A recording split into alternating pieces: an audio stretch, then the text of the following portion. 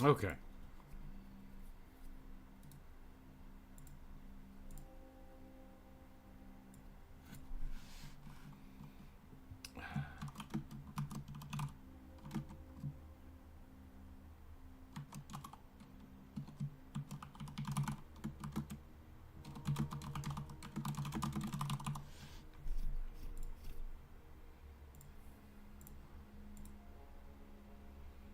Hmm.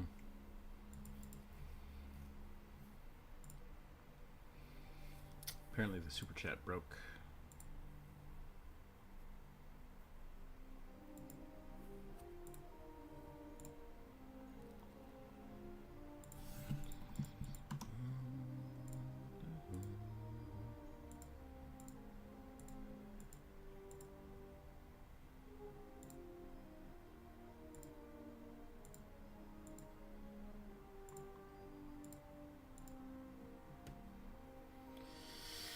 Well, that's not gonna work. That's a bummer. Oh well. Welcome in, everybody. It is Wednesday. It's viewer suggestion day. YouTube is apparently taking a poop, but it seems to be working. I just can't activate the. Whoops. Maybe that's why.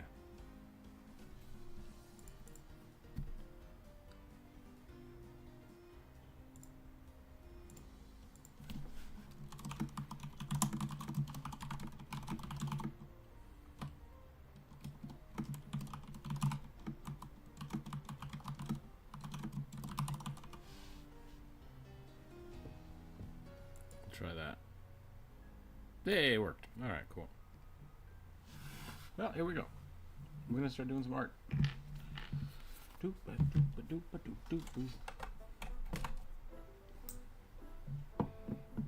see. Oh, where'd my pen go? There it is. Dum dum dum dum da dum da do.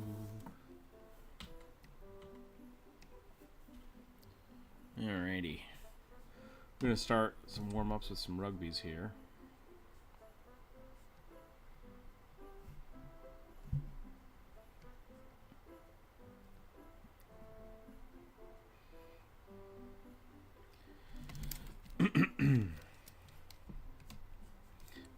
I'm terrified of some weird realizations I've made recently.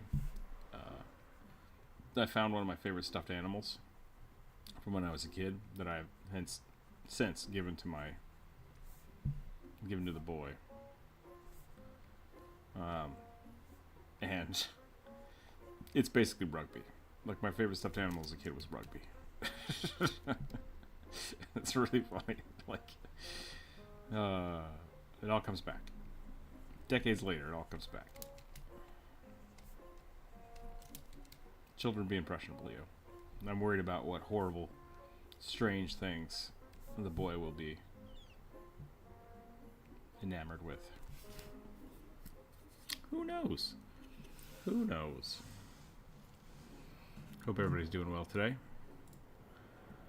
Hope everybody's having a good week. I've been told my mic is too quiet, so I'm not sure if I need to turn it up a little bit or if we just need to roll with it. Test, test, test. Maybe I'm on the wrong setting. I am indeed on the wrong setting. Probably makes a difference. We'll give that a go. The boy is asleep. We'll see how long that lasts. Otherwise, we'll just keep drawing stuff until he wakes up, and then we'll go from there. He's been doing a lot better with being destructive during live streams, so.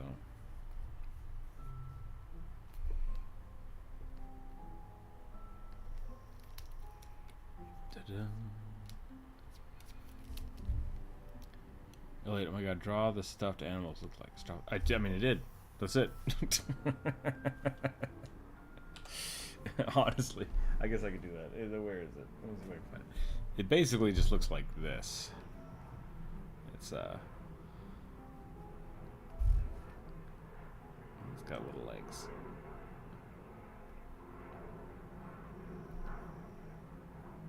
And a little tail. It's pretty close. It's pretty close. And I think that's funny.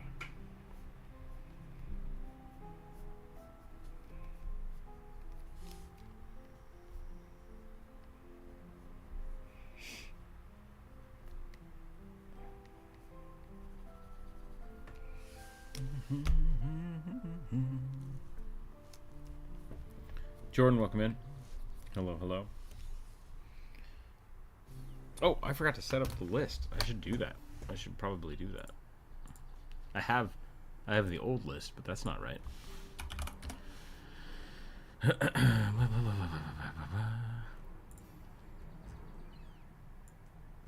It is July. I just sent out Patreon rewards earlier this week. So if you are a bugbear or above, you should get those soon. I think Elliot already got yours. I believe you sent me confirmation of that.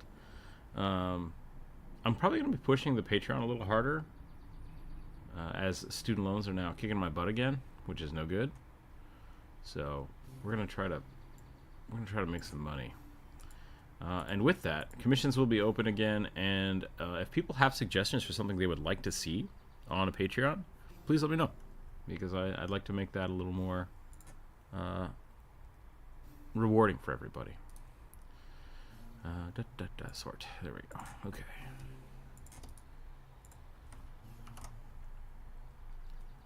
Okay.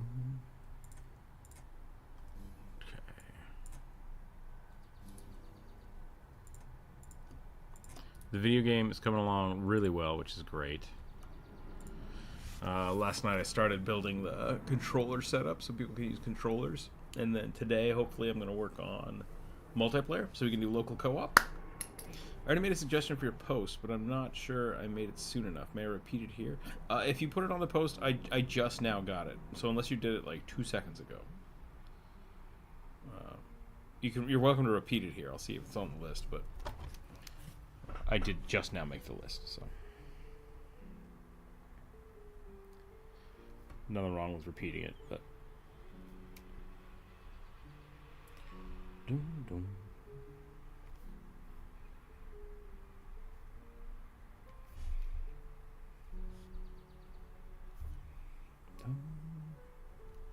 I essentially need to like do 4 commissions a month, which I used to do before the kiddo.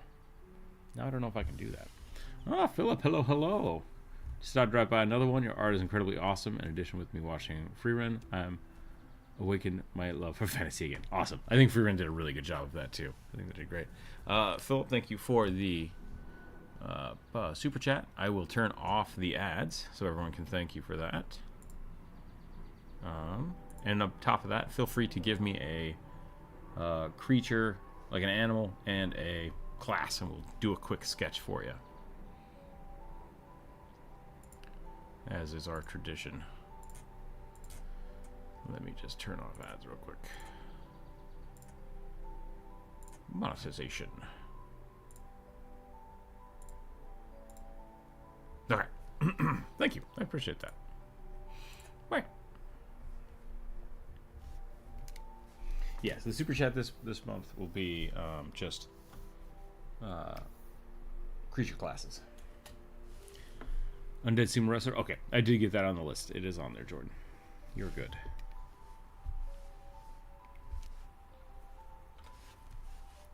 We'll give Phillips a second. Come up with a creature, and then we'll do that, and then we will start the viewer suggestion from there. Maybe we'll draw one more rugby while we wait. One more rugby. So you okay that it haunts people? Nice.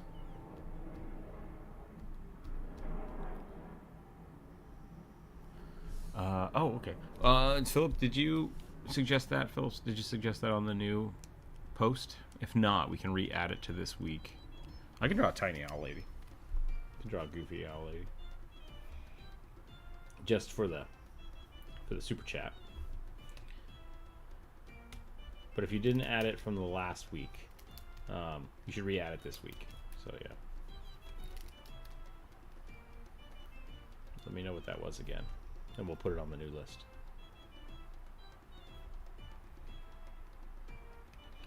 Realistic rugby looks super creepy.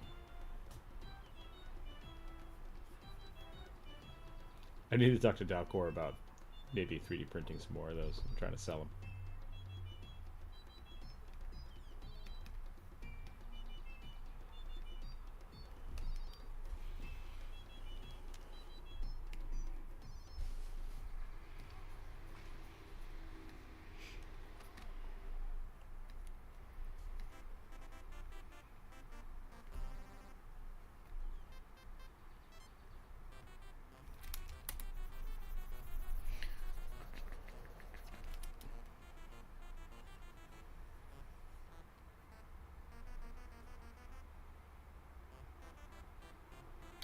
Yeah. So every week we do a new list.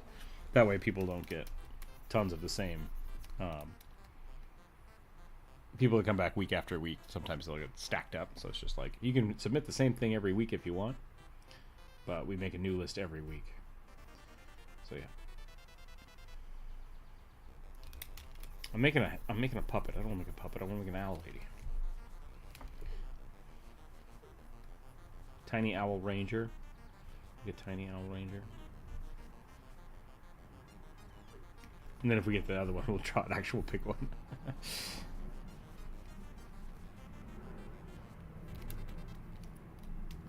I'm trying to make this tiny and cutesy, but I feel like maybe I should just draw. We'll do a quick sketch.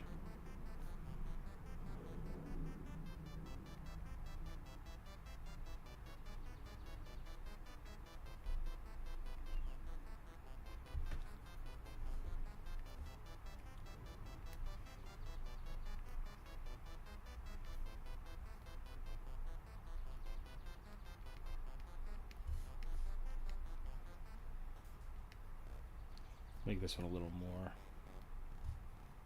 monstrous than the other one would be. Man.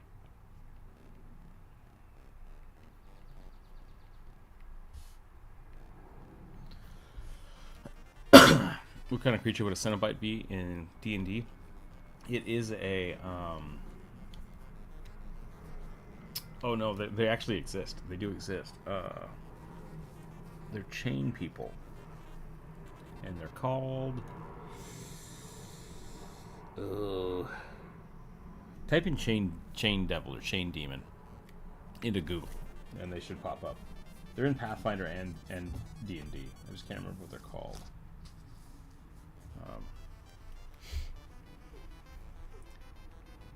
The chain demons have like people that are Cenobites that follow them.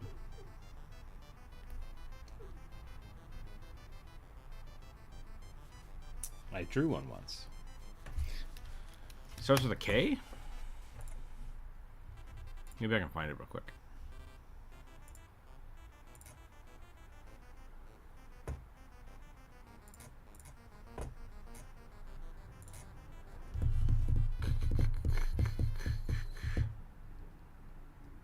La, la, la.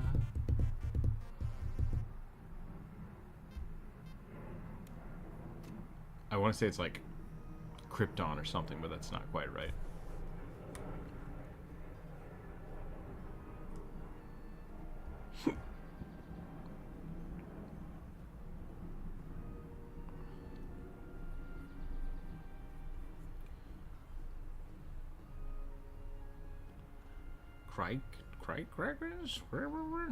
Crichton? Now it's going to bother me if I can't find it.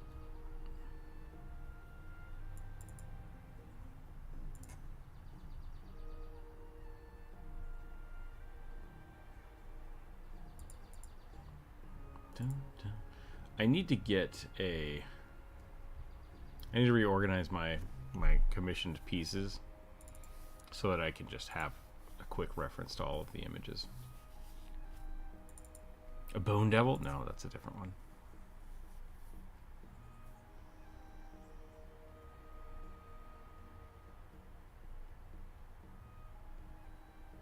Hello. Hey, welcome in. What are the Cenobite people called? In Pathfinder, Yeah. they used to be called chitons. Chitons. There we go. I knew it started with a K. Couldn't find it. Now they have a different name. Do they? Pathfinder. Okay. Yeah. Because chitons in D&D are chain devils. Yeah. So they're like, we need a different name.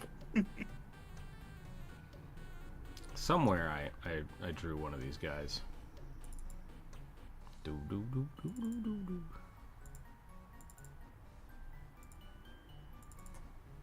Dun, dun, dun, dun.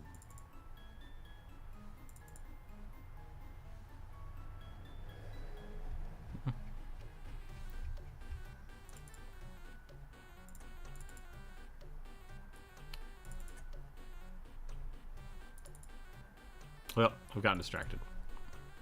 I can't find it. Somewhere. They're now called Velstrax. Velstraps? Velstrax. Okay.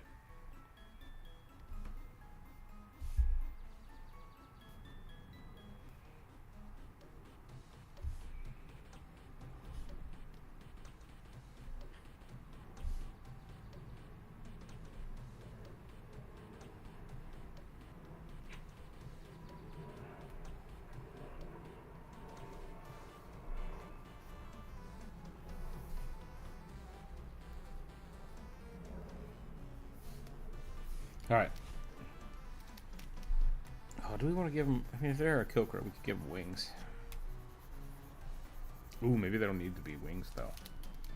What if they're just like big old floof cape? I like big old floof cape. We can do that for the moment. Have it hook around like Goliath. Mm-hmm. Like the gargoyle wings and gargoyles.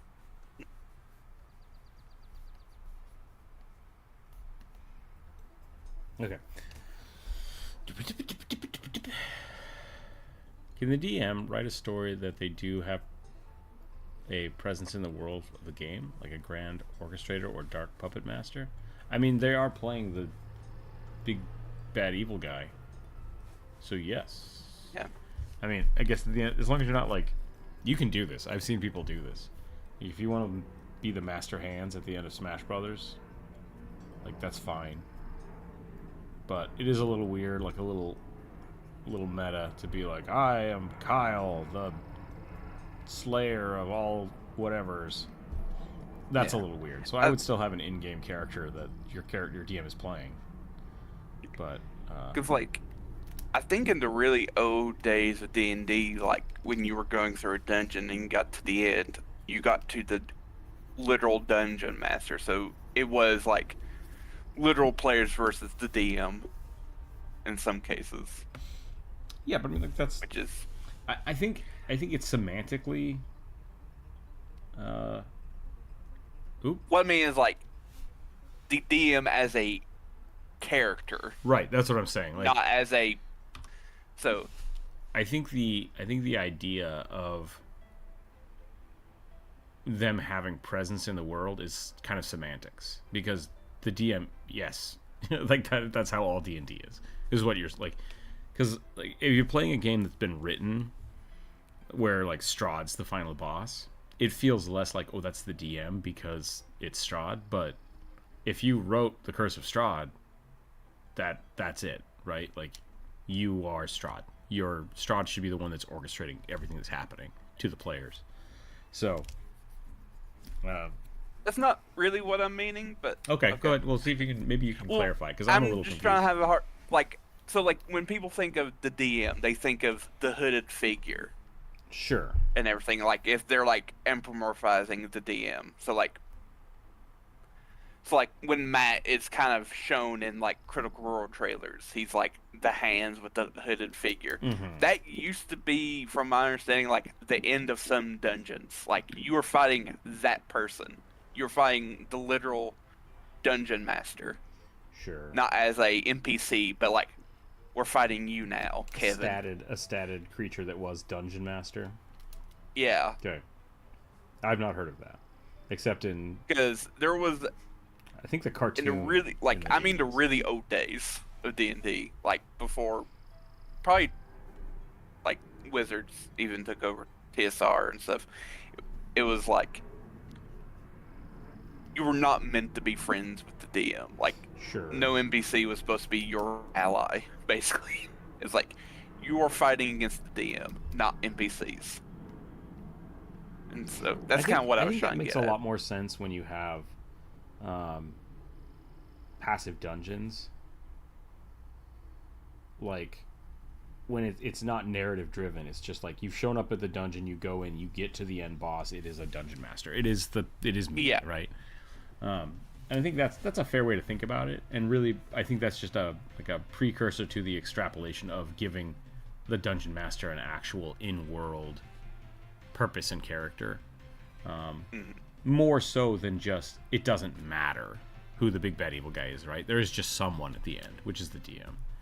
So if you want to like rewrite Strahd so that it's just you, that's fun. Do that, right? Or you can take that same thought and then like my example would be if you go through the whole dungeon and you're playing it and you know that there is this dungeon master who's orchestrating everything. It doesn't matter what you call him at that point, but it is that is the same. It's the same thing. That's what I'm saying with semantics. So you could say that like Strahd is the leader of this dungeon, or you could say the dungeon master, or you could say your own name, right? Like the Great Kyle. Like that's the example I was using. The Great Kyle is the orchestrator of all of this madness. Yeah, like that's fine, and that's what I was saying with the master hand things. Like the end boss is an overworldly creature that is just has total control of reality, right? I've seen people do stuff like that. That's been kind of fun, but so that's interesting. I kind of want to look that up and see if anybody had like had good dungeon stats, or if it was something that was just supposed to be on like fighting the deity of that world, right? yeah. But I would also argue that that's Like, probably there because the lore for having deities in the world hadn't been made as granted as it is now. Now it's very well documented and very well.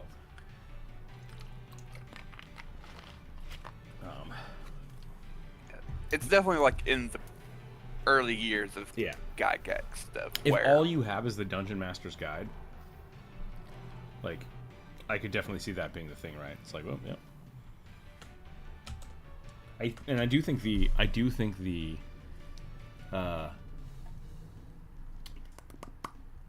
old cartoon talks a little bit about that, but I could be wrong. Because the Dungeon Master was the little short dude, right? yeah, Who were they going up against? Tiamat? It might have been Tiamat. sometimes Yeah. Vengeance was that I don't remember. It's been so long since I saw that cartoon. D&D TV show. I want to make sure we're still on the internet. I believe we are. Yep. YouTube Are just we on the crashed internet? on me, so.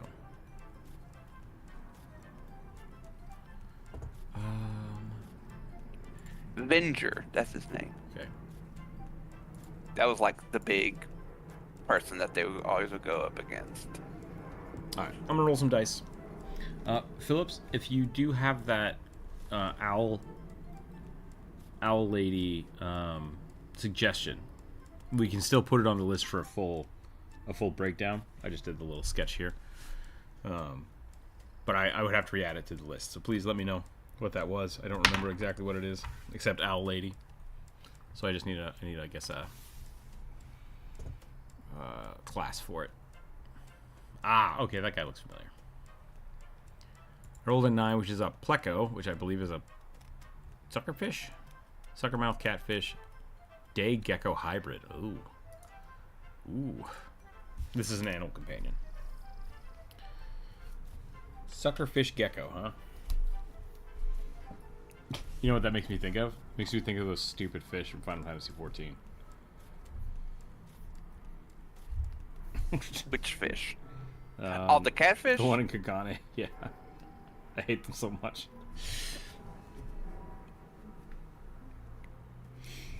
A lot of people like them.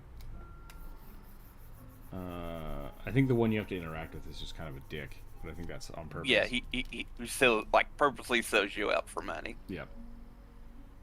I've been avoiding going and buying I think it's like 50 million gil mount, which is just a bunch of them carrying around you in a paladin. I think I might go get it, but I've not decided yet. I've not thought about Final Fantasy 14 until like I started playing Arena like 4 days ago. Oh, because of all the Final Fantasy cards? Yep. Yeah.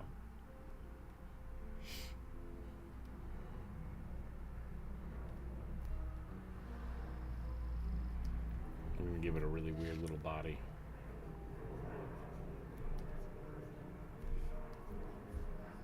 It's a animal companion, so I'm going to make it a lizard, not a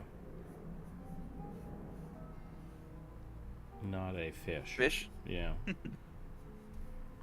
But we can definitely give it the whiskers and the fins.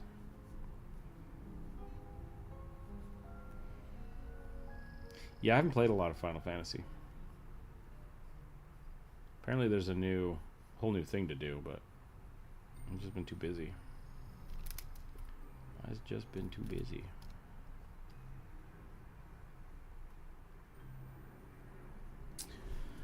Oh, I have anecdote time. Story time with Rook. I had for the last few weeks, whenever I kind of finished up a project on the game side, I'll kind of like, okay, what should I work on next? And I'll think to myself, there's a weird thing that happens when you try to place a tower that sometimes you can place it on cubes that you're not supposed to be able to place it on. And I'm like, and so for the last few weeks, I'll go poke at that. I'll like, why isn't this working? And I'll test it. And I've not been able to figure out what's going on. And so yesterday, I sat down and I rebuilt the entire tower placement thing. So it's way smoother. It's nice. I like it. But for some reason, you put towers, try to put towers on these like not valid squares, and if you shake the mouse, sometimes you can place a tower on it. And it's just like, that doesn't make any sense. Like, nothing about what I'm doing should make that happen. And I just rebuilt the entire script. So, Phillips, I'll put that on the list for you. Thank you for reposting that. So I'm like, it's got to be something that's not the script. And sure enough, I looked at all those cubes, and somewhere along the way I had accidentally doubled the cube, so it was a cube inside of a cube. And I only had one of them marked as invalid, and the other one was marked valid. And so it was just like a crapshoot about whether or not it would pick one. I'm like, no. That sucks. That was like 2 weeks of me poking at it on and off for something that I accidentally screwed up months ago, I bet. So, game design. It does things like that too sometimes. But now it's fixed. Now it's fixed and it's great. So, that was story time with Rook.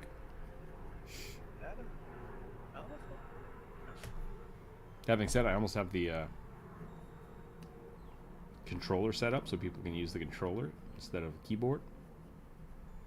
And then after that, I'm going to get the multiplayer set up so people can play co-op. Oh boy. And it's going to be fun.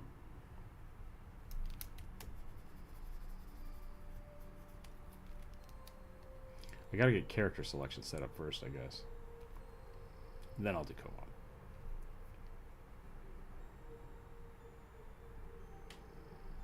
Do you think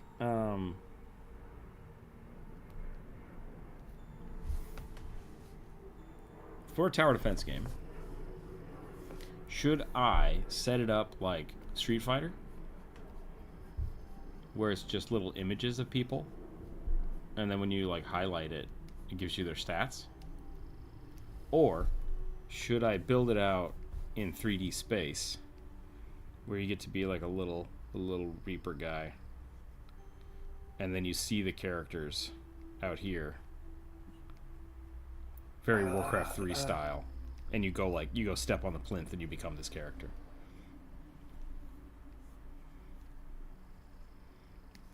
So this is like an in-world interface, and this is just a GUI.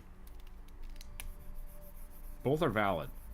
They probably need to talk to Dalcor about this, but Yeah. I feel like the first one will be simplest. it would be much Maybe. well. It's so they both have different forms of simplicity. The first one is going to be a lot more GUI heavy building, so I'm going to have to build a lot of sprites and a lot of canvases so that they work correctly. But it would be easier in the long run once I have a bunch of characters because I can just keep adding people to that list. Mm-hmm. Versus the other side of it, that it's an actual world, so it's less GUI intensive, but I'll have to update the world every time I want to add a character. Which might not be bad. I think it's kind of fun and unique. A lot of games have been using it, like Derailed and oh god, there's another one. It's kind of fun. It's kind of a fun aesthetic because you're like the lobby itself. You can play around in it, jump around and play around instead of just waiting. Try the character out a little bit, but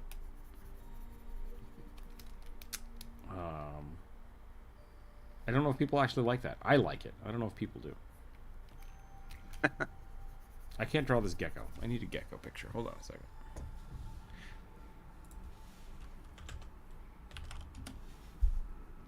God, geckos are fun. Yeah,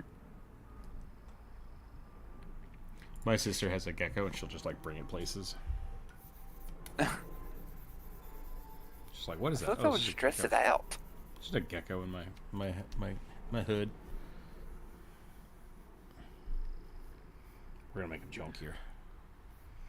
Chunky geckos are better.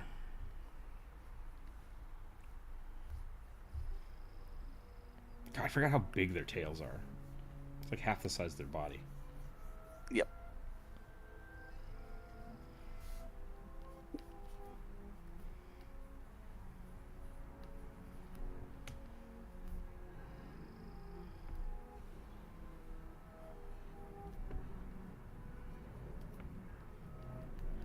So I put out a short yesterday that was just basically telling people like you don't have to play Daggerheart if you don't want to.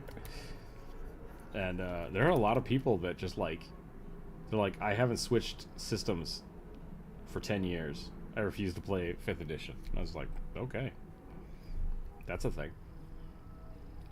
Yeah. There's definitely like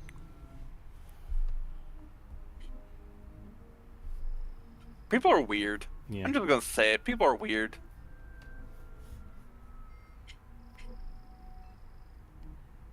I don't mean that in a bad way. It's just we're weird. Sure. Nerds don't like change.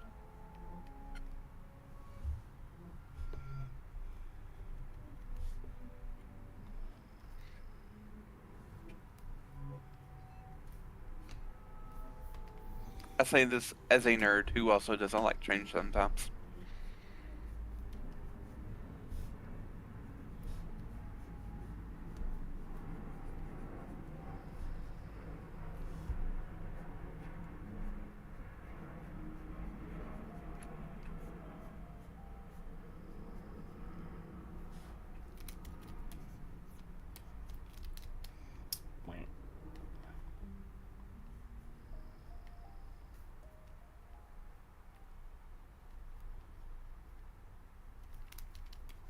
A Pleco Gecko? Is that what this is? Is that why this character is created? Hypnox, welcome in. Hypnotic Chris, I think is how you say that. What you drawing? I'm drawing a Gecko Pleco familiar for from the list. We're drawing D&D characters. If you have one you'd like to add to the list, you're very welcome to. Suggest one. This is someone's familiar. So I'm trying to make a gecko and a suckerfish somehow combine. Do you think it would have gills? It might have gills. Maybe it should have little fins on its elbows.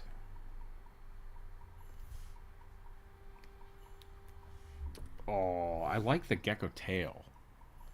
But should I give it a fishtail on the end? It feels very Vaporeon, but maybe that's okay. Depends on the tail you decide to use.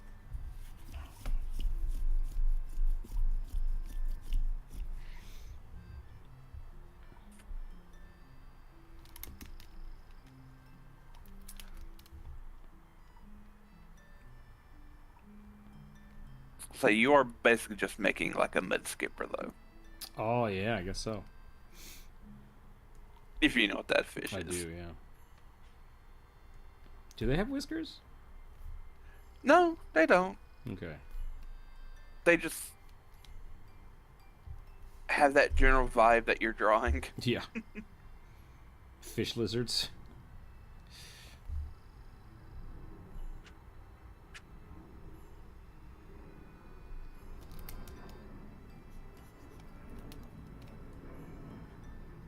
Boo. That's probably a statue, but It does look like a statue. still gets the point across.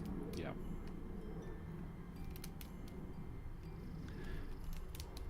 So I'm a little upset at Pathfinder right now. Okay. Hit me. Upset as in like stop adding stuff. Almost. Their first ever, I think it's their first one. Their first ever Mythic Adventure Pass came out today. Yeah. The first part of it. And in it, basically available for any class, or not any class, but anyone who has this class without being Mythic, they added 2 new Animus apparitions. Oh. I was like, dang it, more options. That's good. Well, yes, but it's just like, so one is like a wind spirit, and so you get a bunch of wind-based spells. Okay.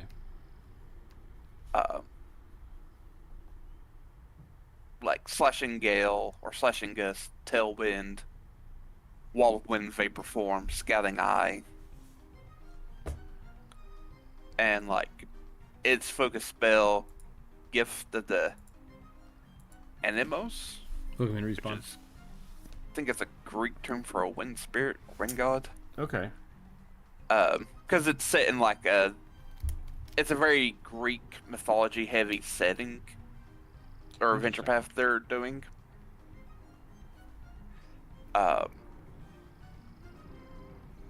And so this one, you create a 10-foot aura around yourself, and when a enemy critically fails a strike against you, they must make a reflex save or become off guard until the end of your next turn. That's cool. And when you cast or sustain this spell, you can either step or shove a creature in the aura using your spell attack modifier instead of your athletics, or jump 10 feet in any direction, but you must land on solid ground or you fall. Okay. This is a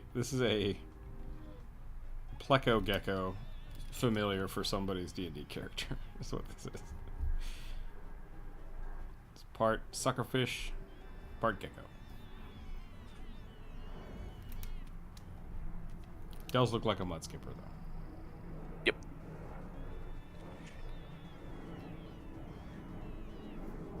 It also is like giving like the weird rock, Dwayne the Rock Johnson, People's eyebrow or whatever. People's eyebrow. Yep. Side-eyeing that's real hard. Yep. I did a little tiny like pirate gecko for somebody once. That was pretty funny. I wonder if I can find that real quick. It was like a shock lizard, wasn't it? It was a shock pirate? lizard, yeah. Shock lizard pirate. Da, da, da, da.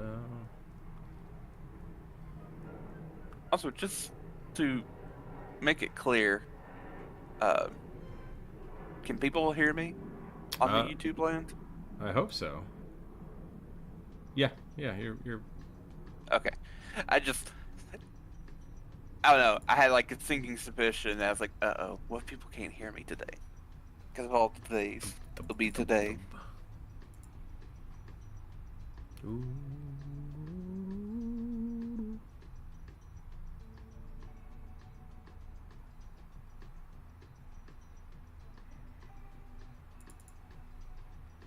Oh man, I just can't find my stuff today.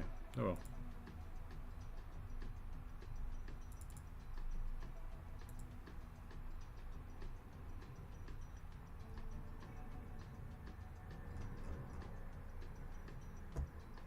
Everything is everywhere.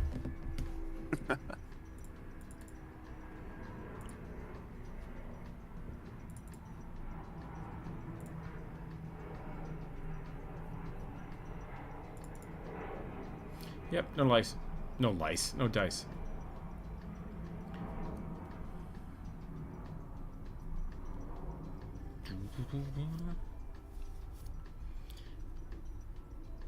What is this icon next to Respawn's name? I'm very confused about this. I think it's because they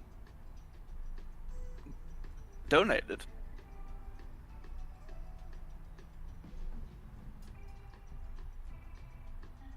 Elliot had one too. Oh, my 'Cause top there's fans. like a- Gotcha. Yeah.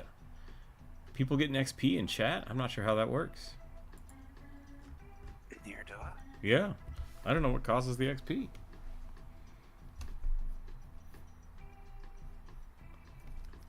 Give more for watching. Ah. Well, welcome in my #1 fans. Slowly, YouTube will become Twitch.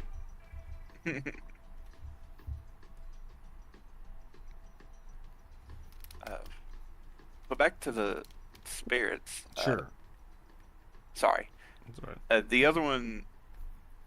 So the first one I read, the wind one's called. They called the Shepherd of Errant Winds. And the other one's called Speaker and Sibilant. They love their weird names. And it's kind of about like prophecies and fortune telling, but also like. Oh, interesting. So you get like, but there's also like some snake stuff involved. So you get like, That's a weird combination. not really considering like it's supposed to be like heavily inspired by Greek mythology, and snakes were part of all. Yeah, but like Snakes the snakes had weren't... a lot of stuff with prophecies. Did they? For the Greeks? Okay. Yeah. Because I think of like I'm thinking of like the fates, and I'm thinking of like the different oracles that existed, but I didn't think that. I thought the snakes were more adhered to like hierophants and healers and. Yeah. So, like the Delphine oracle, like there was a massive snake dragon there before. Okay. Supposedly, in the myth. I rolled a 9. I'm going to draw a turtle samurai. Continue. Yep. Nice. So yeah, like Apollo kills it.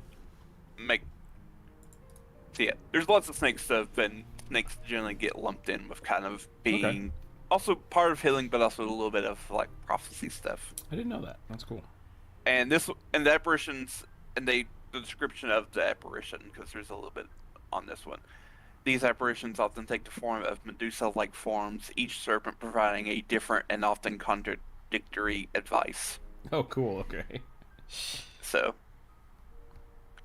yeah, they whenever witnessed in hissing serpents or whispered and pungent fumes wafting from the forlorn cave, a speaker of sibilance offers forbidden knowledge and revels in the anguish of the unprepared mind. And so you get like puff of poison, ill omen, stupefy, hypercognition, slither, petrify. Did you say hypercognition? Yes, hypercognition. What is that? I want to know what that is. Okay, hang on. Let me. Pythos is named for the python. Oh. Yep. Okay. All right. I learned something today. So, you rapidly catalog and correlate information relevant to your current situation. You instantly use up to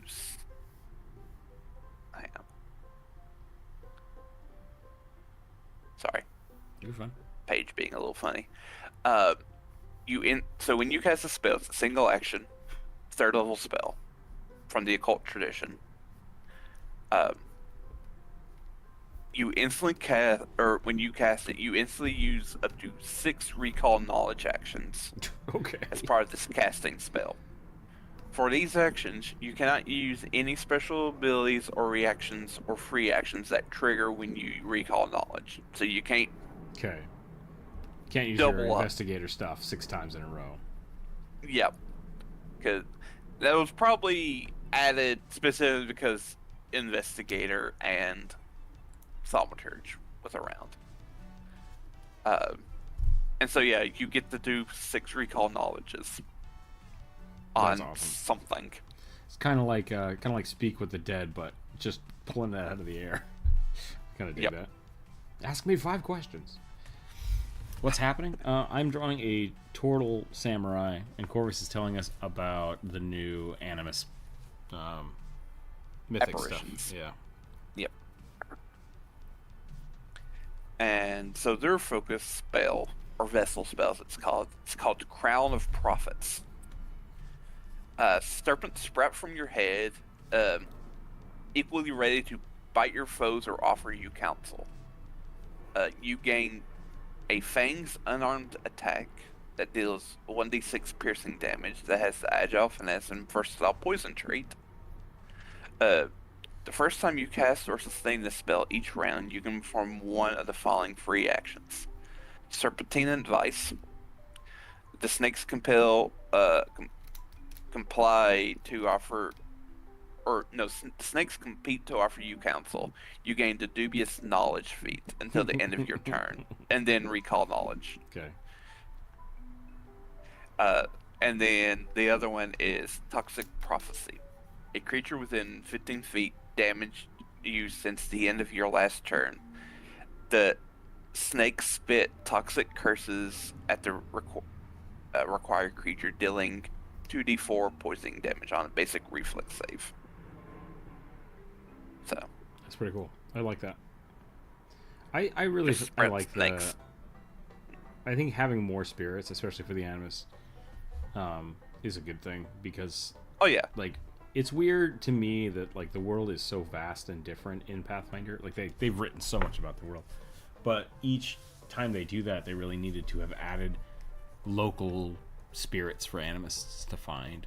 And the Animus came so late that didn't happen. So I definitely think moving forward as they make new stuff, I hope they add new ones every single time. It's better than the Doobie Brothers. Doobie Brothers. It's the same thing. Dubious knowledge.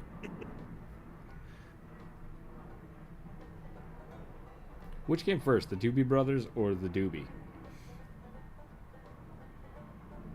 I have no idea what the references you are even talking about. So. Doobie Brothers are a band, but are they a marijuana band? I don't know if they are.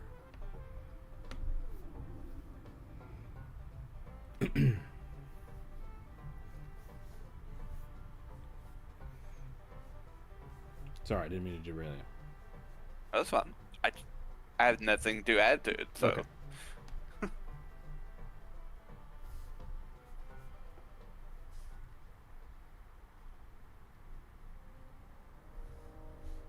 I don't like that. It's too far forward.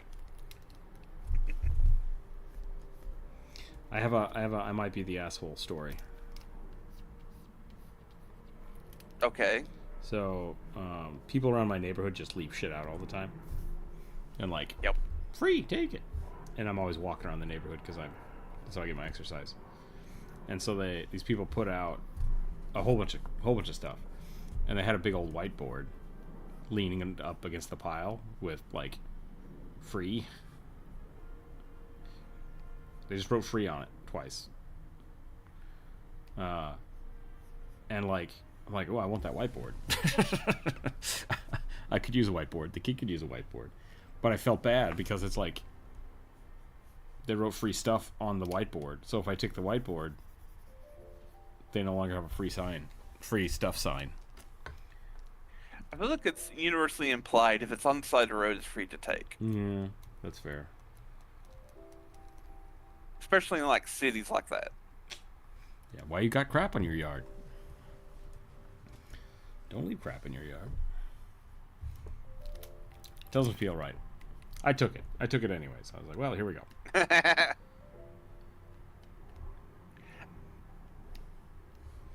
I was gonna say they probably have some one. I don't want to say watching, but like I feel like if they did not want the whiteboard taken, they wouldn't have put it out there. Yeah, you use literally anything else, like a piece of paper. So Yep. I assume the whiteboard was just a thing of convenience, but it feels bad being the first thing that you take because that's the free sign. There's a guy around my block that gives away free wood. Like does tree removal, and so he'll leave blocks of wood, and that's how I get a lot of the wood that I chop up for firewood. Mm-hmm. But I went and got a whole bunch of it, and then dumped it in front of my house, and then somebody came up and took some of it from my house. I was just like, I need to move that away from the street. Yep. People just assume that it's free, so gotta hide it in the backyard. So I think that is more of the case, you know. If it's near the road, people think it's free. And not bolted to the ground. Yeah.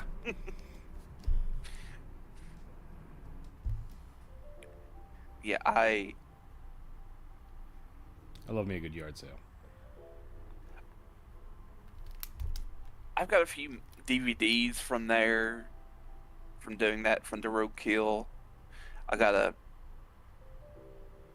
essentially like a TV dinner table, but like I use it from my laptop. The one thing I got really annoyed after I learned about that, look, like in retrospection, I really got annoyed when we were like kids were leaving from college, they would just like dump their shit.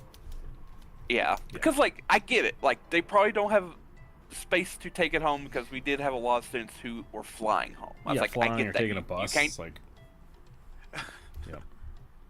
Like I get it, but it's like you could just set that on the side of the road instead of throwing it out the window. Well, yeah, or off the ledge. That's different. Just, like, yeah. There's like, I honestly think schools should do that. They should have rummage sales, like between every semester, of just like, hey, if you are leaving and you don't want to keep your shit, donate it here. We'll try to give it to the next people. Yep. But or like, otherwise it just gets put in a huge dumpster, and it's like, well, that sucks. Yep. Or some people working at the campus will just take it. Yeah.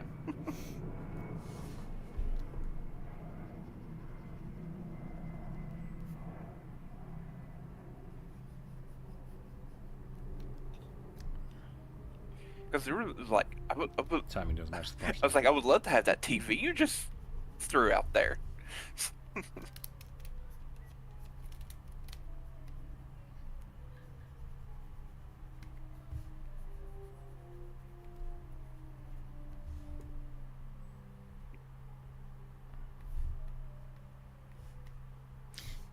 That I've not seen a lot of that. A lot of just like wanton destruction. Then again, a lot of times, like, from U of I was a big college town. Like, the whole town is college. So, like, most of the time, people only lived in the dorms for the first year, and then they went to an apartment. So they were usually taking all their shit with them. And if they didn't take their shit with them, they would, like, sell it. They would sell it to other people, because most people just lived in town. Like, there were not a lot of locals, and there's nothing around. So if you go to U of I, like, you're either moving to Moscow or living in the dorm. Yeah. Whereas like our Boise, college town was more of like a town that had a college in it. So like there were a lot of people just living around. That's the same thing with BSU. BSU is, because it's in the middle of Boise, which is the, Idaho capital. Like, I would say a good 50-60% of people that go to BSU live within 5 miles of it their entire lives. So it's a big city. Moscow, not so much.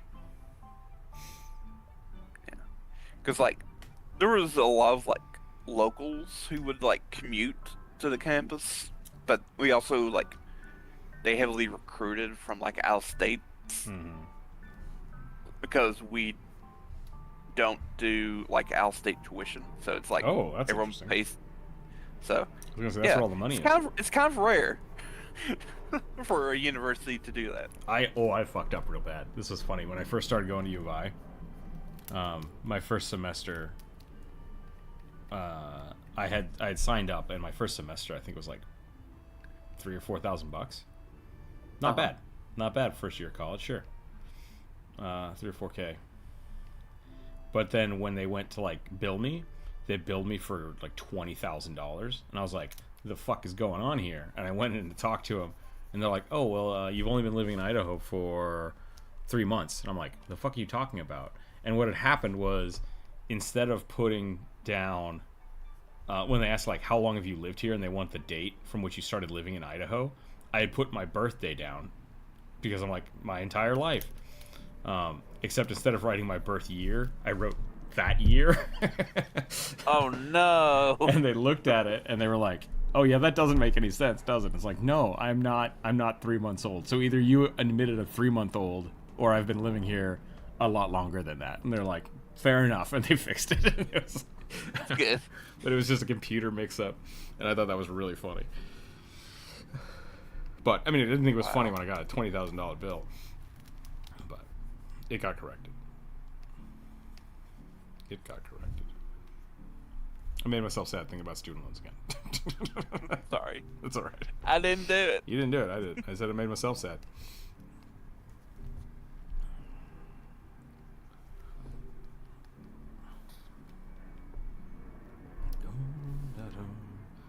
This one's pretty good. I'm pretty happy with this one.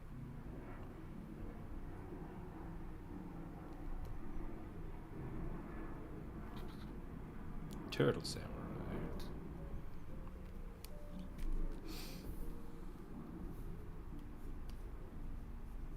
Okay. Shrink that and cram that over there. Maybe we'll cram it up here. That's good. We'll put it right there. I hope the Druid's doing okay. I haven't heard from him this week. Yeah.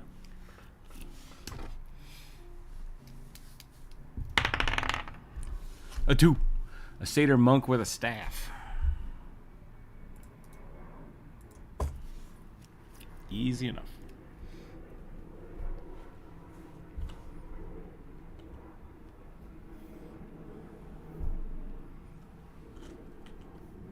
A satyr. Speaking of Druid, yeah.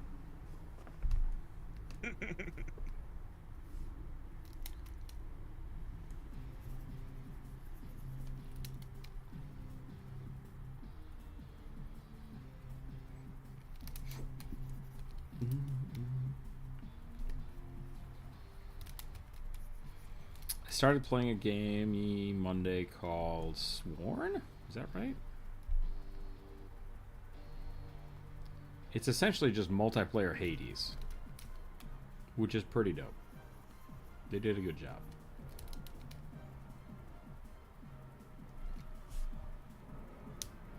The perils of reacting to anything in real time. Yeah.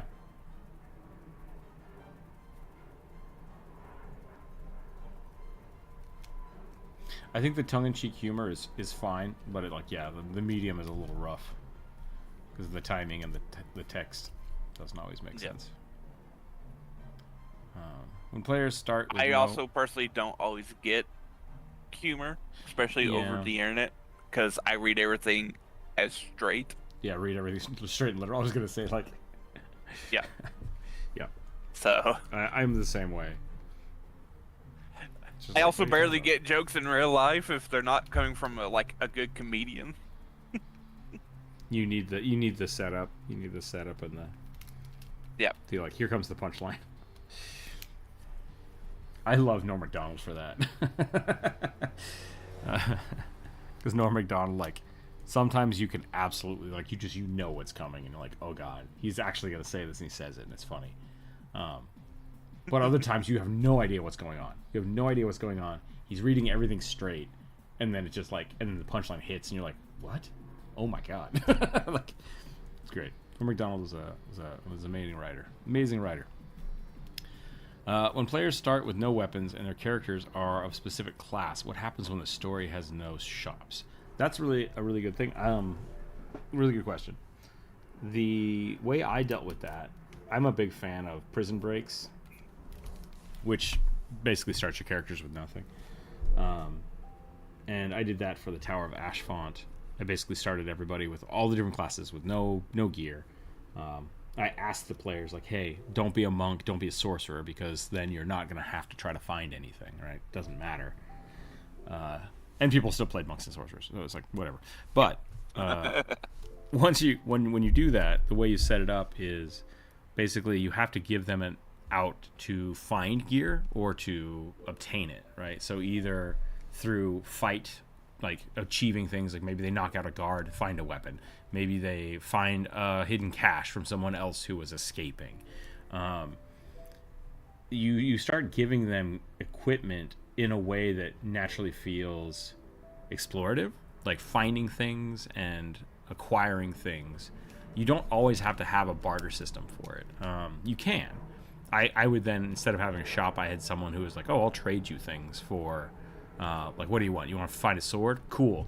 Give me four of the weird crystal currency thing that I'm running with. Give me 2 weeks, and I'll try to find you a sword, right? So you can still have, random people trade them for things like you would a shop, just not having an actual shop. Or you can reward them with things like that. Yeah, I think those are your two best options because those naturally happen. One of the fun ones I've had was a pack of kobolds was kind of running around in the dungeon, and after defeating the kobolds, you kind of find their stash, and they had a bunch of really cool stuff that they were getting off of other adventurers. So like that's one way to do it. Another area dungeon was someone had been stealing everybody's boots, like so there were a bunch of just random boots that people could find. Yeah, fun stuff like that. You don't need a shop. Shops are great if you don't know what the players want, because it's just like have everything, versus either asking the players like, oh, what do you think your character would need, or in game trying to figure out what they would want, and then finding ways for them to obtain those things. If somebody wants a two-handed greatsword, make them fight people that have two-handed greatswords, and just be like, hey, that guy's got a pretty cool sword. Like, I'm gonna get that. It's like, well, you gotta beat him first. Gelatinous cubes, collect things. That's always a fun one. You see a gelatinous cube with a magical sword inside of it. It's like, well, do we fight it or do we run away? These are the decisions they have to make.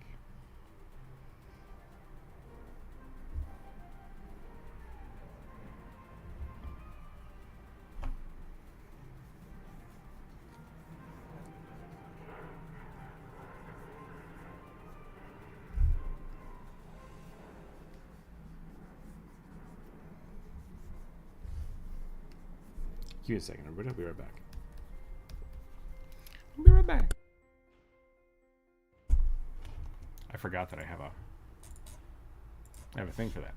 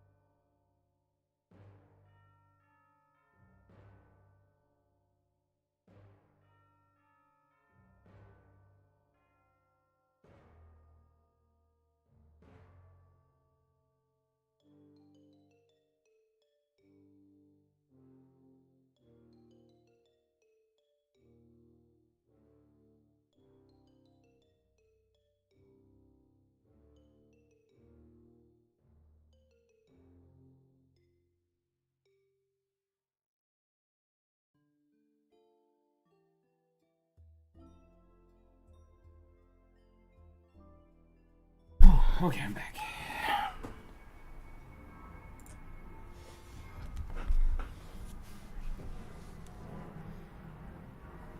Any ideas for coding a setting for Black Powder Fantasy? What do you mean by coding a setting? Like the theme for it?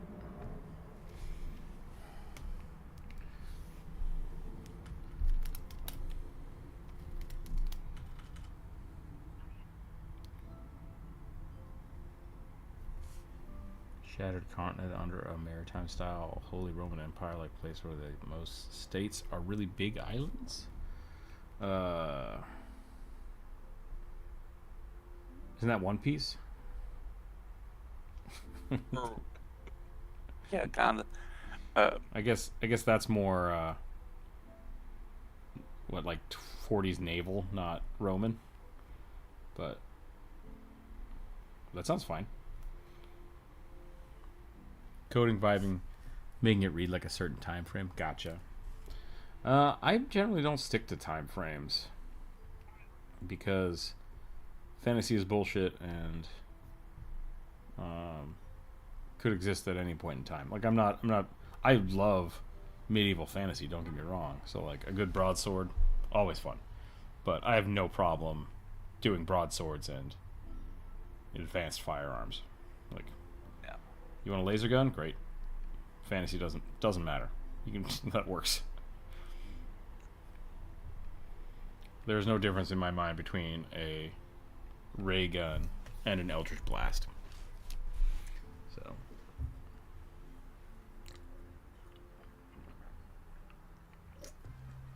if you want a black powder fantasy, I mean that could be anywhere from what, feudal Japan to Pirates of the Caribbean.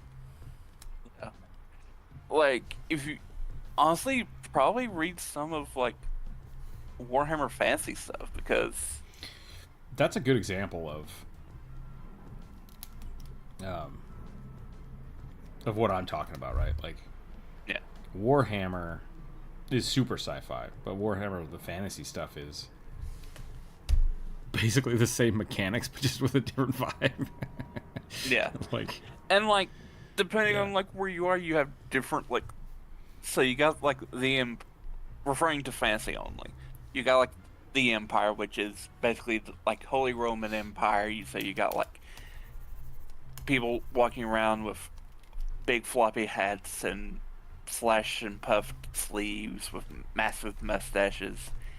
And then next door, you have essentially Arthurian knights that only ride horses and do not have any firearms or anything like that. And you got dwarves who have literal helicopters and flying ships. So yeah, yeah, I think you have a lot of freedom to kind of do whatever you want. Like, even within the Pathfinder universe, like the canonical Pathfinder universe, different parts of the world have those totally different vibes because that makes the most sense, right? So, Yep. if you want to do a black powder fantasy, you just need to set it in a part of the world where black powder is like prevalent, and then from there you could go, streets of New York. You could go pirate ships. You could go high mountain airship fantasy, like you were saying with the dwarves, right? Like it's really up in the air for that. Like, there's so many options. Yeah. So really, I would try to figure out which story you want to tell, and then pick your setting that way. And then now you're saying, I'm going to do a steampunk adventure where everything is run off black powder. Steampunk, high Victorian, European black powder adventure. So I don't think you have to get pigeonholed into one type of thing just because of that. yeah. I think some people. Not saying this happened to you or anything, Elliot. I think some people get like bogged down with the specifics of like, well, I need to make it exactly like this time period or it won't make sense. fantasy doesn't really make sense to begin with. D&D has never been a purely medieval fantasy game because you got flintlock pistols, you got knights in plate armor, you got rapiers floating around. You got It's dinosaurs. all yep. And then you just have magic on top of that. So yeah, Yep. I always love there's a meme out there of like, for anybody that's bitching about not having guns in your D&D game, cowboys and mummies existed in the exact same period of time. yep. It's like that meme where it's like you could have a Victorian style gentleman rogue with a cowboy ranger And a samurai. and and samurai, because they all took place in like 200 years. the mid 1800s. Yeah.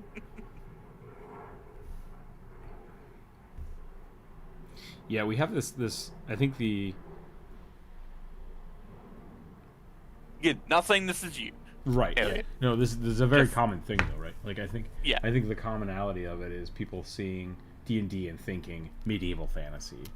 Yeah. And it's like even within medieval fantasy, like you have the Dark Ages, you have Arthurian, you have I think there's one other. Yeah, because like if you're doing like Renaissance, early pre-Renaissance. medieval, no one's gonna be walking around with plate armor Right. Yeah. because that wouldn't have been invented yet. So like even within those things, it's just time scaling is super weird. I figure as long as I'm consistent with the vibe, it would translate, but I want the art to convey a certain feel. Yeah, and that's what I'm saying. Like, really find the thing you want to tell your story with, and then tell it through a black powder fantasy, right? Like, what's a good example of that? Like, Cowboy Bebop is a great one, right? So we're gonna tell a noir Western story in the future. That was great. It was great. So it's the setting is one thing, and then the gimmick, which is what I would say your black powder portion is another. Hey kid. Good morning. That's awesome. He got up and just started playing instead of screaming at me. Good job, kid. You find some shoes?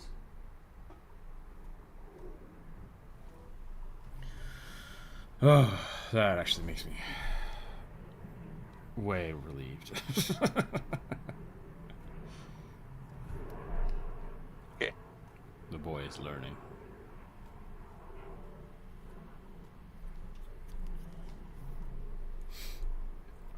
Boy. Here Oh, comes boy. the boy. Hello, boy. I wanted to use that for a birth announcement video, but then I realized that the only people that would think it would be funny don't really need an announcement video. Yep. So I just didn't do anything.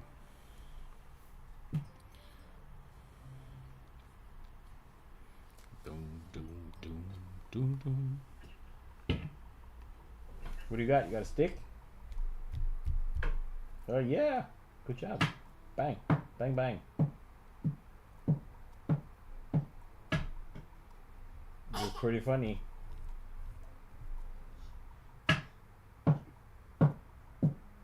He's gonna be so strong.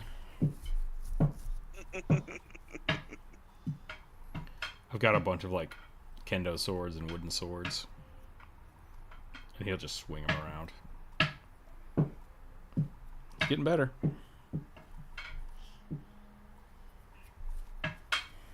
All fun and games until he turns on you with those wooden swords and wallops you in the face with one. Oh yeah, that'll happen.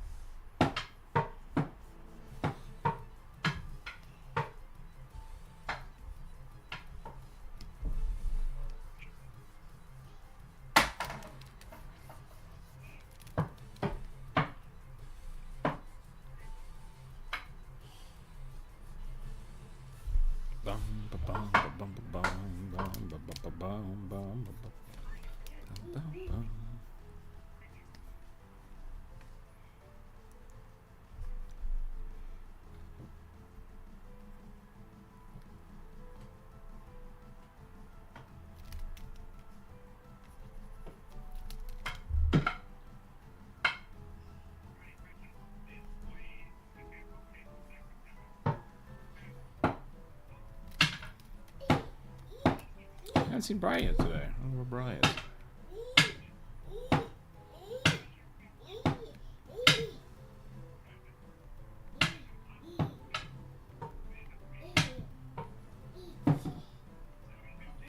It's summer. People are off doing stuff.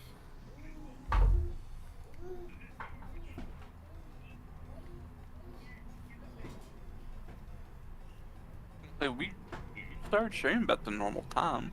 Yeah. I don't think. I think I might have to start streaming at night. I think you would hate that. I would hate it. I would hate it a lot. But I need $500 more a month. So Yep. You need the views.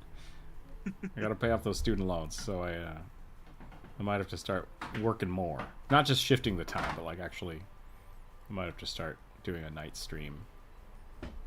Yep. Just to kind of fill that gap, get more commissions. Get more Do commissions. a Monday sell more night Patreons. stream. Yep. Monday night game dev. Because really, like, the thing is, I need time when the boy is not destroying things. You got a smaller stick now? Don't eat the dirt, please. Yeah. You'll end up like me, kid. Don't do it. Full of worms. Yep. Speaking of people full of worms, no, I'm not going to talk about it. RFK? Yeah, I was gonna. He got freaking roasted the other day. Good. Good. Ooh, politics. Gross. I know. Yeah. Today's not a great day for No. it. But it's on my mind and it makes me sick. Yep.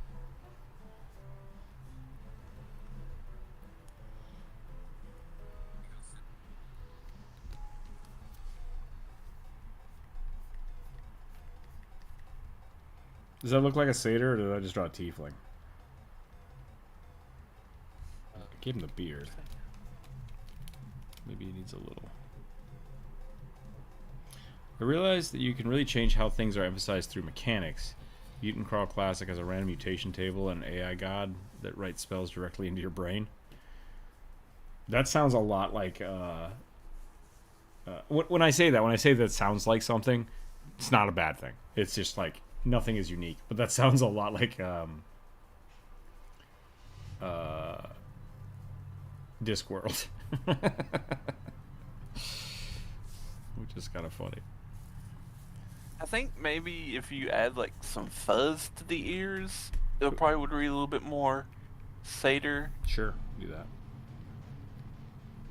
It does read as just bearded tiefling. But what is a satyr if not a bearded tiefling? So, at the end of the day, who cares? No, I was gonna actually talk about Discworld earlier, for the same kind of reasons we were talking about. That trying to remember what topic that was.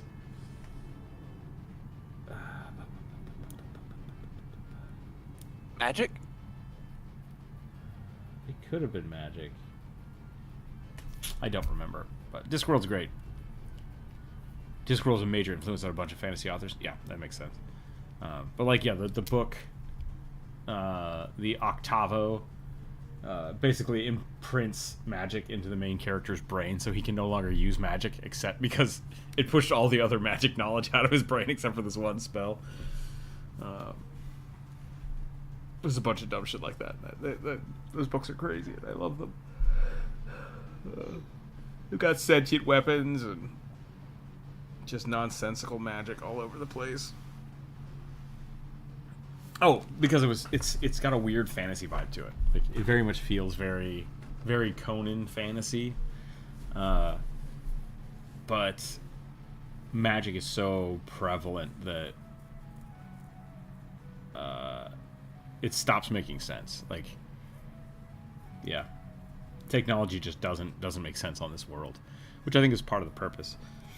But it starts as a medieval fantasy, but then like you start to realize like there is no medieval anything about it. It's just kind of its own weird jam.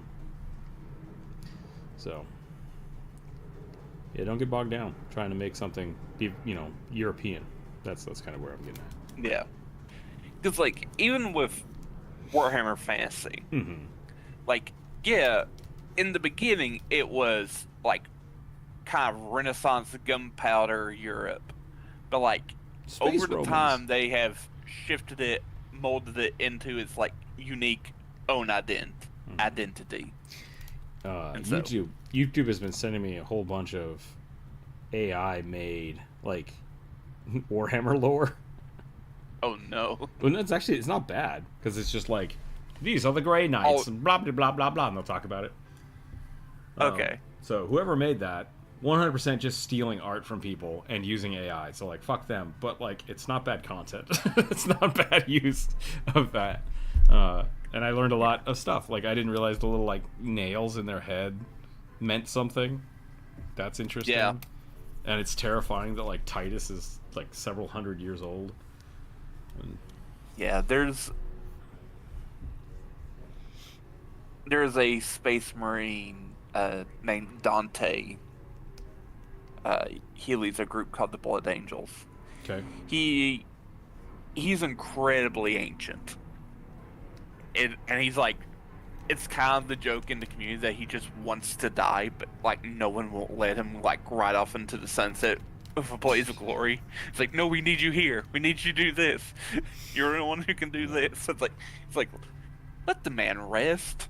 Let him die already. But yeah. I think I'm just gonna stop there. I don't need to draw this arm. That's good. I'm gonna go check on the boy real quick, and then I'll be right back. We'll do another one. You got real quiet, kid. Oh, is that why? Find some gloves.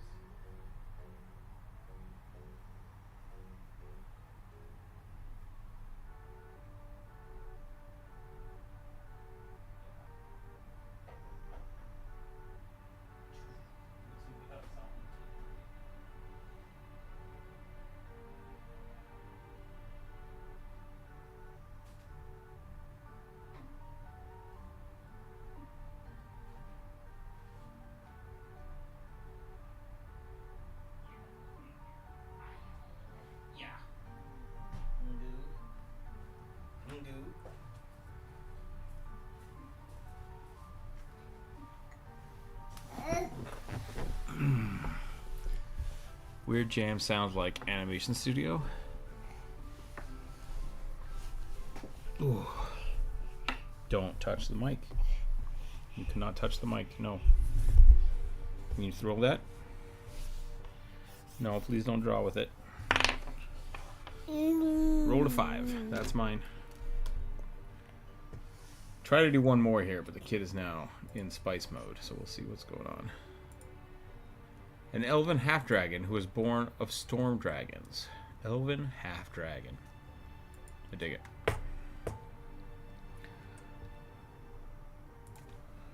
We're almost out of space. Let's see if we can get another one or two in here.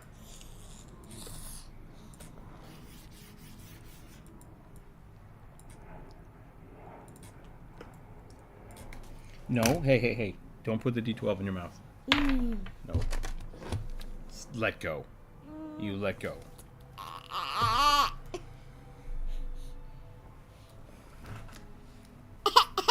You cannot have the pen, I'm sorry.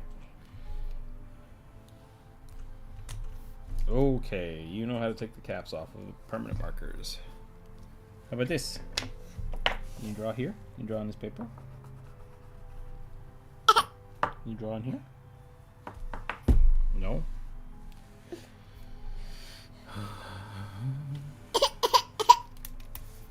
might be the end of it.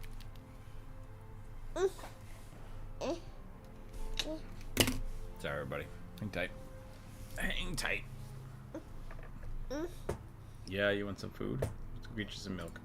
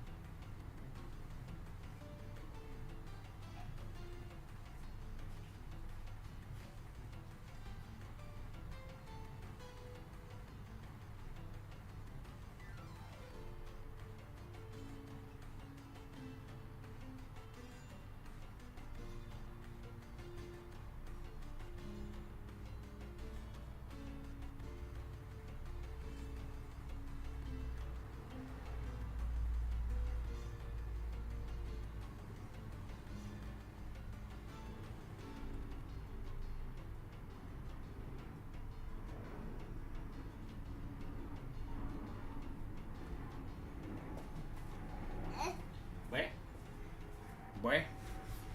A boy. A blue, blue, blue, blue, blue.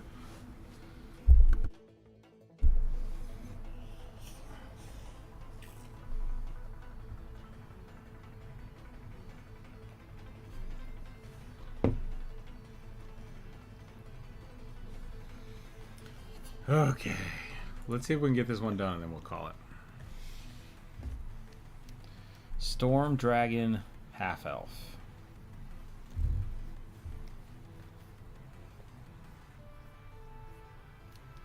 You know what? I kind of want to do this on the front.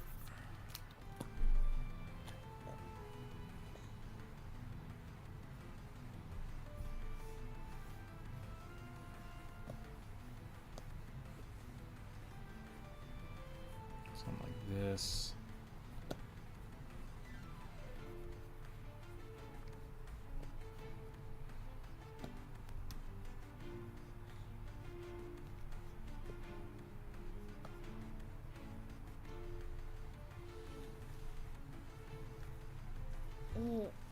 You want some? No?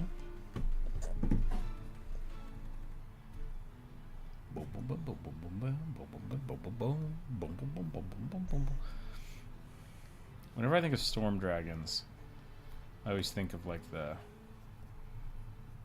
Japanese river dragon from Spirited Away.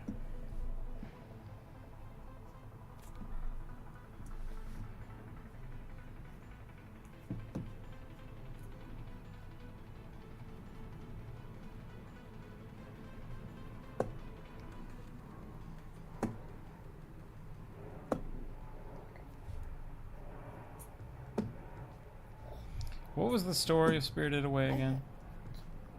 Did the girl die? Did she drown in the river? Or did she just fall in love with the river? Can never remember.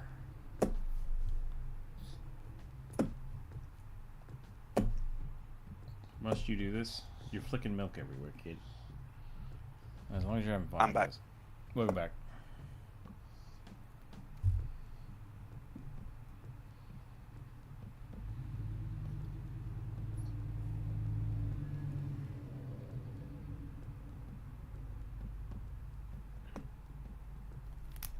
Basically drawing Princess Zelda now at this point.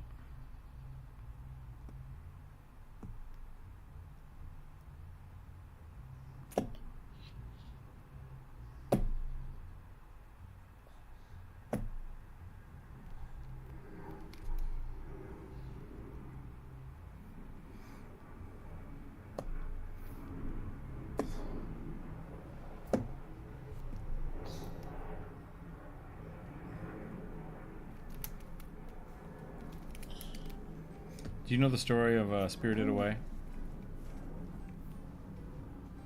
The movie? Yeah. Yeah. Was the dragon river what happened? What happened with that? So The girl forgot her name.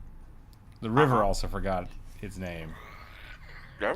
Did they know each other before they got kidnapped? I think it's implied that he fished her out of the river when she fell in when she was like 3 or something. Okay.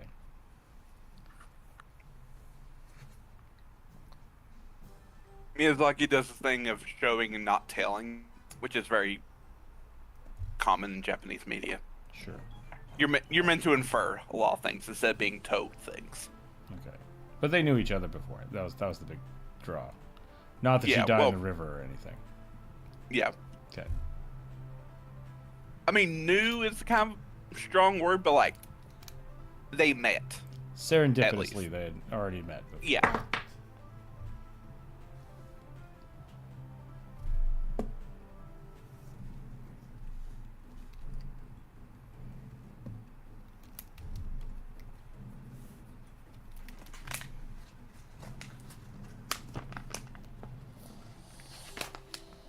Why are you doing this, kid?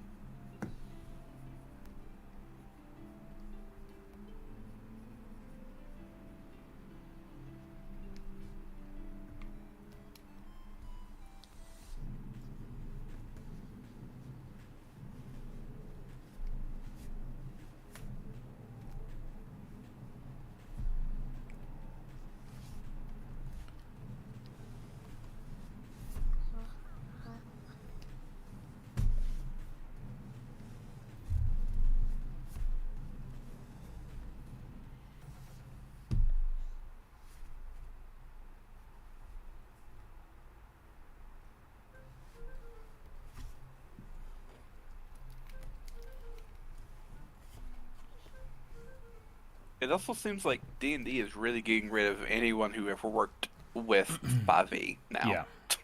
Yeah.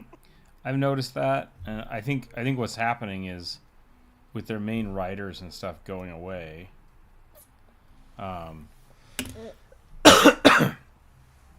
They're basically they don't want to spend any money on 5e anymore. Yeah. And so they're probably going to put all of the new stuff on contract workers, which is going to make it a lot more disjointed. They're probably going to use a lot of AI shit, even though they said they wouldn't. And I think they're going to be banking a whole lot more on digital. What's the word? They're just going to release shit, and they aren't going to care Digital about it. marketing. Yeah.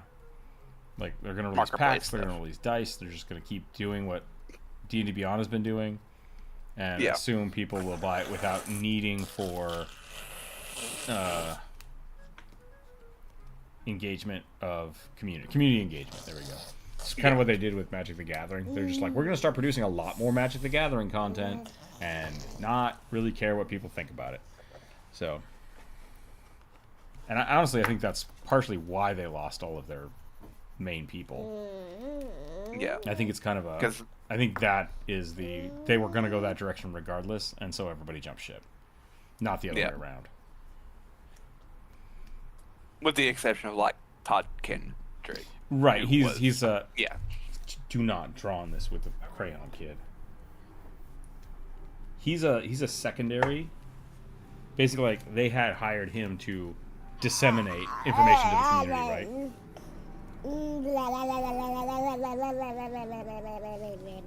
And so now that they no longer want to do that, they just don't need him. Yeah. They're not 'Cause gonna he replace him. Initially They're just worked not gonna do for D&D Beyond, Yeah. which was a separate company. Yep. And now then they're he getting got rid of hired that. at Wizards as like Do not draw on the tablet with the crayon. You can draw on the paper. is essentially as a promoter, basically. Sorry, say that again. He basically was sort of like a promoter of like all the D&D content that was Yeah. being made, and then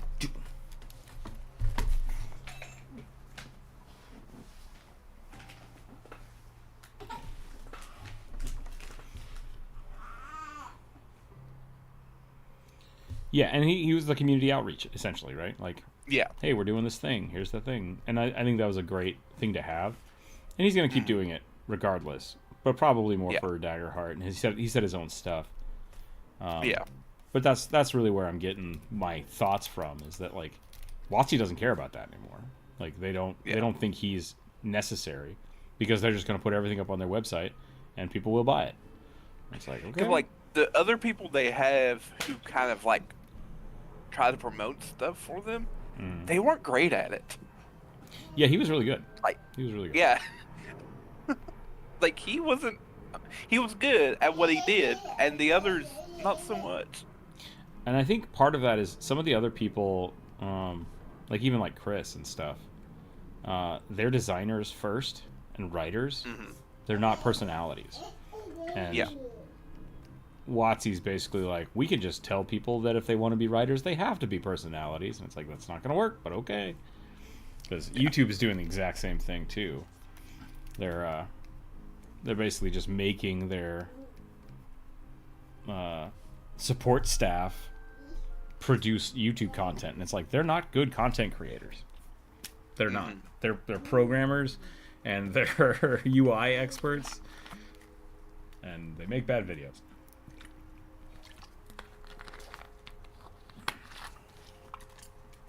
I think this one's getting a little bit away from me. This is about the only time I'm just, like, kind of on board with, like, the WotC hate. It's like, yeah. Yeah, I don't even want to count this as, like, his hate, because this is basically it's like not bad marketing, but this is a bad decision on the higher ups' parts. Like, yeah. None of this is my opinion. This is what they're doing. Yeah. Right? It's just like it really seems like they're trying to get rid of everybody that dealt with fighting. And if that's not the case, please WotC, tell us what your plan is. 'Cause right now, I don't know what it is. and we should also specify it's only like D&D from the D&D side. As far as I know, the people in charge of Magic have been there for at least 10 years or more. Give or take. I mean, like, Yeah. they've gone I mainly through know, like, CEO the one guy, shifts and- Rosewater. Yeah. Dude. He's been there for a good while. Yeah, and I think Magic is D&D for a long time was their cash cow, and now I think Magic is back to being their cash cow. Yeah. It's because they also, like, they were making more money off Magic, and then they tried to mess with it. No one liked it, so it kind of tanked for a little bit. So they started focusing on D&D, and so like the Magic side was able to mostly fix the mistakes. And they bought D&D Beyond to buy it out and kill it, Yeah. right? Because they want to do their own thing. So it's all business acumen and not health acumen, like not for the betterment of D&D. It's employee turnover about news the is always profit really- margins.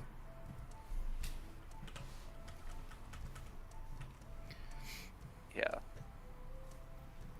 It's also about, I don't say it's about time, but it's about this time of year when, like, companies will do a lot of layoffs.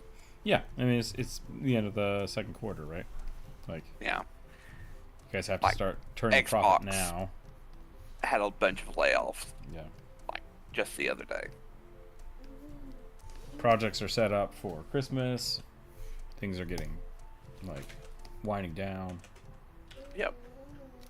Because games that are going to be coming out for the summer are already done, Yep. mostly.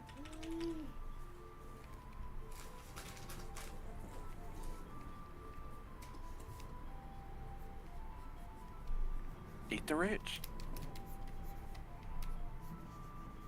I really do think that's mainly the biggest problem here. Is like there's too much. I don't want to say crowdsourcing because that's not the right term for it, but like the corporatization of things is kind of making things fall apart. It is very much the quantity over the quality. Yeah. start. It's like we need more and more, so we can make more money instead of making a good product, which could still make you good money if you decide to like, But not as fast. Not as chill fast, out and and- effort is required. Like that's the biggest problem. Is like there's not a lot of companies out there anymore that are Blizzard startup or Steam startups. You know, the thing that made indie games and small companies grow and be successful is no longer as profitable as buying something and killing it. What'd you get? What is that? Oh. That's probably fine. So it's the sad kind of state of affairs, and I really do hope that we get a lot more. We are getting more indie companies, which is really cool. So, but a lot of them are self-funded through like YouTube and stuff. So you look at things like, I had a good example and I just spaced it. You cannot play with that. You cannot play with these. This is all dangerous. Kid, please stop just grabbing shit and throwing it on the floor. You can have your crayons. You have cars. You have a whistle. Why are none of these things okay for you to play with? You just trying to cause trouble? Always. Yeah, is that funny?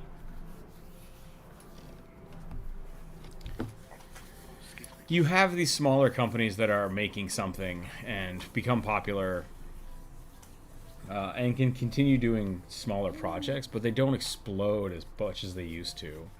Yeah. Like Bungie did, right? And then Bungie got bought out because that's the inevitable price of it. Yep. You had Blizzard do that. You had Not Bungie do Bungie. that. I'm trying to think of other examples. But as soon as something becomes popular, it gets consolidated, and that's, causing it allows people who are not interested in the product to have control over it, and that's dangerous and it sucks. Yep. But it inevitably makes them a lot of money. So it's going to keep happening. Which is the only thing that matters. Yeah. Small movie companies are kind of getting better because there's more ways to it. Like for a while there, it was like Netflix would just give anybody money, and so we got a few people that got like good kickstarts into careers, right? Which is great. So you need that from time to time, but there's still a very huge population of movie creators and executives that just want to dump tons and tons of money into something and don't really actually care what it is. Just can't make money.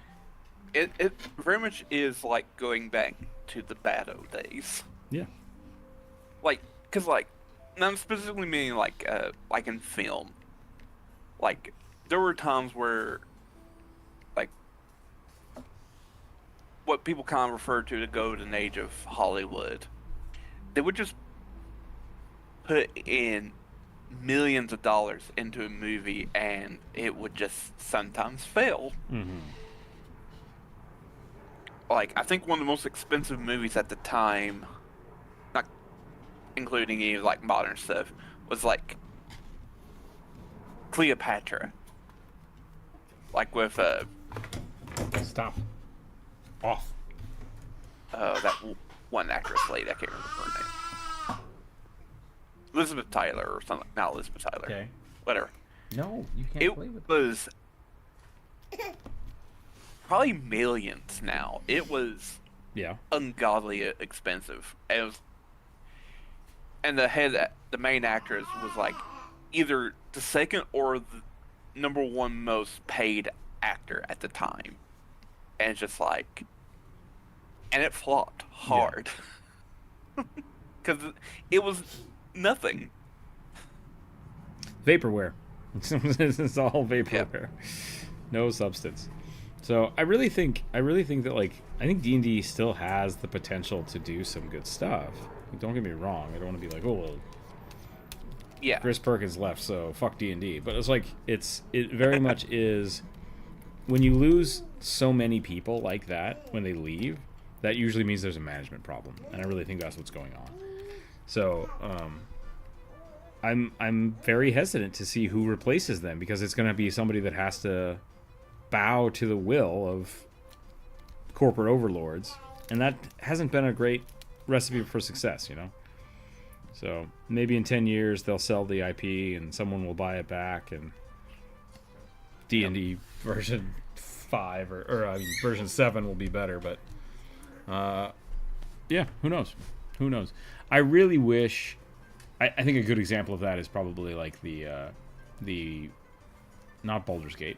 Baldur's Gate actually is a good example of that too, where a smaller company reached out to a bigger company and said, "Hey, we want to do this thing. Will you let us?" And they did, right? Like Larian is a really good example of a small company that is, when given the freedom, makes good choices.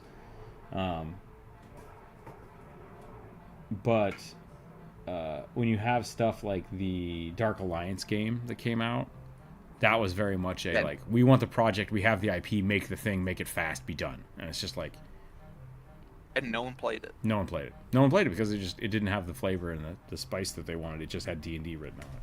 So yeah, I think that's the thing. Like, you need to have people that are passionate and love what they're doing make things again, not people in boardrooms that say, hey, that name is recognizable, let's make a thing with it. So yeah, I'm okay with less stuff being created if it's made with passion and people that care about it. So hopefully we'll see that again with now that these people aren't kind of adhered to their own or to their you know, their corporate overlords. They can actually branch out again.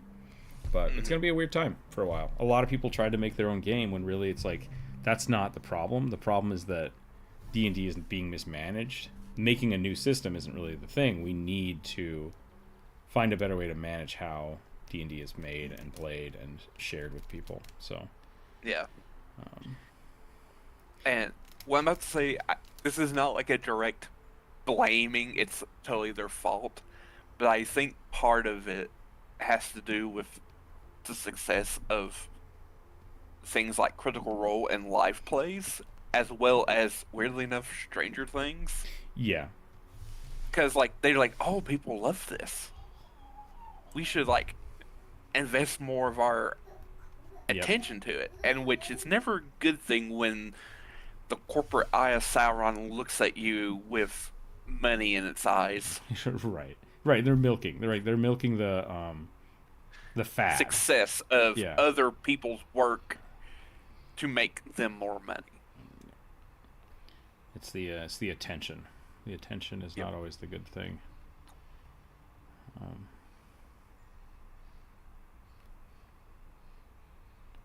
People need to just stop. I mean, it's the same thing with, wow, kid. What do you got? Nothing? You just wanted to scream? Yeah, WoW sucks. Sorry. WoW's another example of that kind of mentality, right? Like, their big draw for the last expansion has been like, oh, we are making it good. Like, it's actually made by people that like it now. And it's like, so it hasn't been for the last fucking 10 years. Like, what's going on? So, yeah. It's definitely a thing that needs to be addressed, but they're trying to address it from the corporate office. Yeah. And that's such a... What buzzwords do we use to make people trust us again? It's like, you sick fucks. Just make good stuff. Oh, that's a depressing way to end it.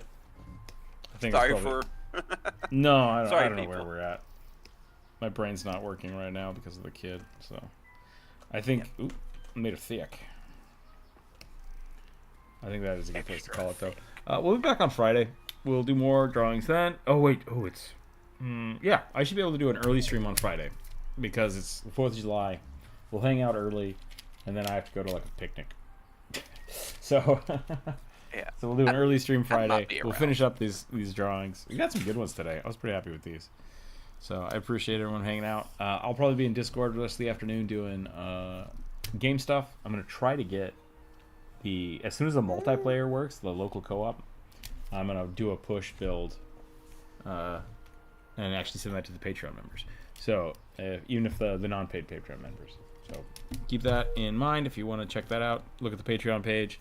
Go check out the Discord. Share your art with it there. If you want to get a commission, let me know. I need to start getting those to pay the bills. Or we'll start selling t-shirts or something. I don't know. We'll figure it out. But other than that, thanks again. Stay happy. Stay healthy. Keep your dice on the table. Of course, thanks for hanging out today. We'll catch everybody later. Bye. I don't want you standing on this chair, kid. You're going to crack your teeth out.